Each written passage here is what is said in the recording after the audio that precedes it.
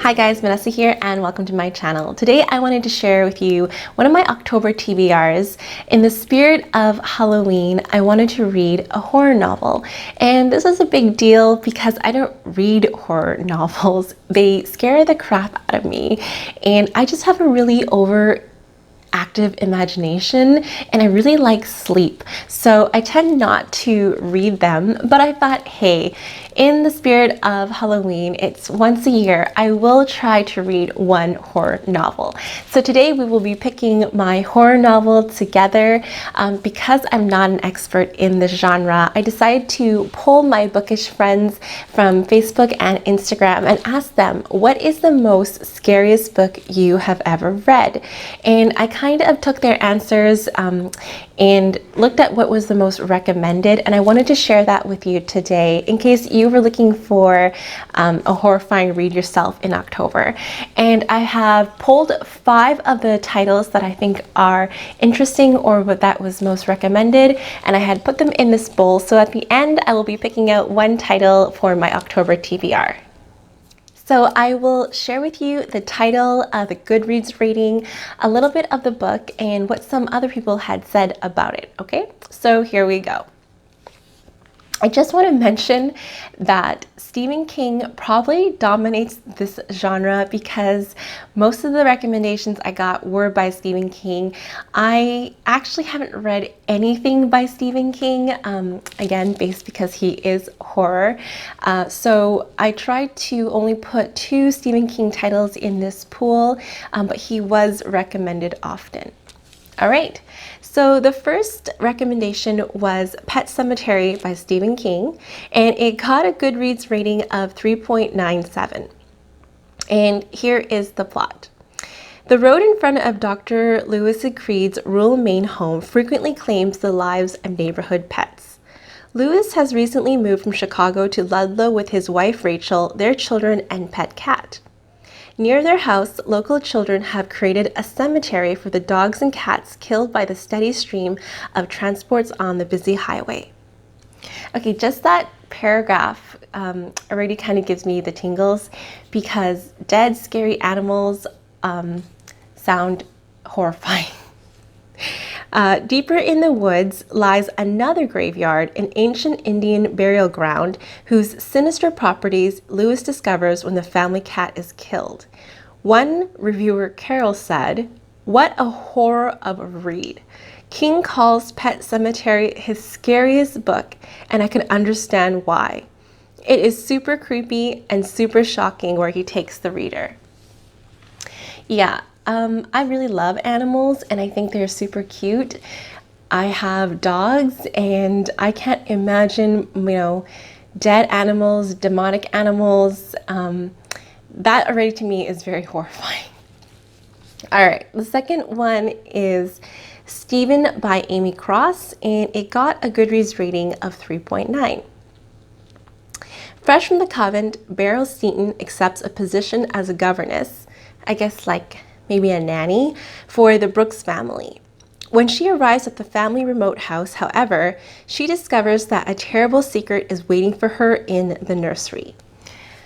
Okay, what's scarier than demonic animals is demonic children, or haunted children, or just creepy children in general. So, and I like children. I also think they're cute and cuddly, so already these sound horrifying. Stephen is a horror novel about a young woman who finds herself torn between 2 worlds, desperate to help her employees in their hour of need. What happened to Stephen to leave him the way he is? What causes the sobbing sound that seems to drift through an empty room? By the time she uncovers the awful truth about the family and about little Stephen, it might be too late for Beryl for her to ever leave. One reviewer, Tom Lewis, said, "There's horror, and then there's hair-raising horror. And after reading this book, I now know the latter means. This book is that scary and messed up and seriously disturbing." Okay, I hope I don't pick that one. This is a new one by Stephen King that just came out. It's called The Institute, and already on Goodreads, it has got a 4.36 rating. In the middle of the night in Minneapolis, intruders silently murder Luke Ellis's parents and load him into an SUV. Luke will wake up at the Institute in a room that looks just like his own, except there are no windows. And outside his door are other doors, behind which are other kids with a special talent, telekinesis and telepathy, who got to this place the same way Luke did. Luke becomes more and more desperate to get out and get help, but no one has ever escaped from the Institute. One reviewer, David, said, "It's horrifying without being a horror book."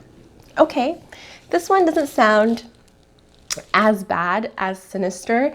Any institution word scares me just because of its history of institutions. But this one actually, I mean, it said telepathy and telekinesis. That sounds to me like X-Men or Stranger Things kind of vibe. So that I can live with. I can live with this one. The next one is Helter, Skelter by Vincent Bugliosi and Curtis Genry. And this got a Goodreads rating of 4. A look at the cold-blooded Tate LaBianca murders carried out by Charles Manson and his 4 followers. What motivated Manson in his seemingly mindless selection of victims? And what was his hold over the young woman who obeyed his orders? One reviewer, Amalia, said, "It demands the reader's full attention and leads us right into the hell of one of the most evil minds to have ever walked this earth, the mind of Charles Manson." Now, I actually don't know too much about the Charles Manson murders. I just finished watching Mindhunter Season 2, where they did do a little spotlight on the murders. But anytime I watch something or hear something that says based on a true story, the notches of horror just like go up for me, because I feel like because it's based on a true story, I don't know, I have like a silly notion it can happen again or it can happen to me. It loses the illusion and the fantasy that you're just like watching something from afar, because you know it's happened already. It seems more realistic. So this one would be interesting.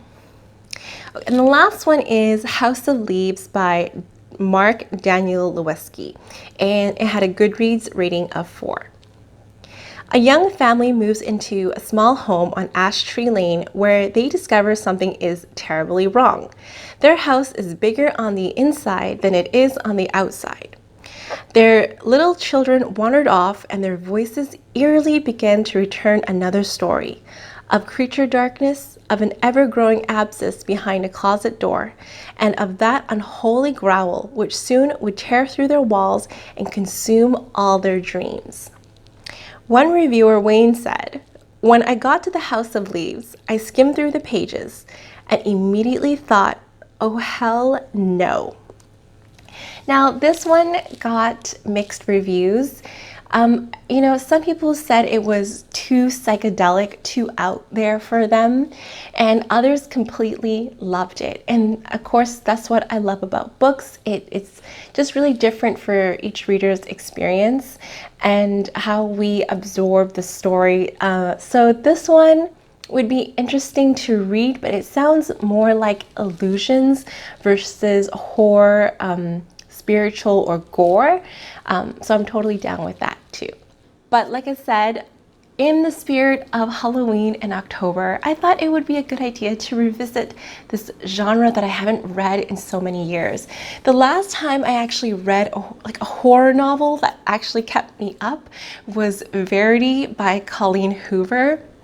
And I wouldn't even say it's completely horror. It just felt like creepy crawlies in your system, and you think about it. You know, you look over your shoulder when you shower or something like that. But nothing true to horror since then. So I put all the titles in here, and I will pick one and I will commit to it. Maybe I'll read it in the beginning of October, just because it's like, I don't know, less scary near Halloween, but here we go. Okay. So the one I'll be adding to my TBR is Stephen by Amy Cross. So that is the one about the nanny who moves into a family's house and they don't know what's wrong with their child. Okay, so that will be one of my TBRs for October. I will share with you the rest of my October TBRs that I'm still compiling. There are so many great books that have been released recently or is going to be released, so I can't wait to share all that with you. Let me know if I missed a horror title. There were so many good recommendations from everybody, or what you're going to be reading for in the spirit of Halloween in October as well. I wish you happy reading as always, and I'll see you in the next one. Bye!